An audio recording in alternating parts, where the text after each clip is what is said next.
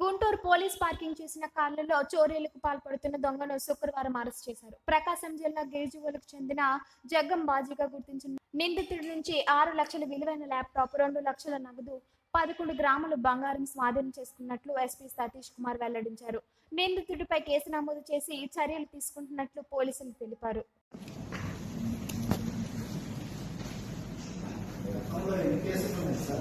ఈ వ్యక్తి పైన గుంటూరులో మాత్రమే 7 కేసెస్ రిజిస్టర్ చేసింది. 10 కేసెస్ రిజిస్టర్ అనే 7 కేసెస్ రిజిస్టర్ అయ్యి ఫస్ట్ నల్లపట్నం అవుట్స్కర్ట్స్ లో జరిగింది కాబట్టి మనం ఏదో ర్యాండమ్ గా జరుగుతుంది అనుకున్నాము. బట్ కాకపోతే ఎప్పుడు నగరం పొలంలో కూడా జరిగిందో అప్పుడు మనం దానిపైన అటెన్షన్ డెవలప్ అయింది.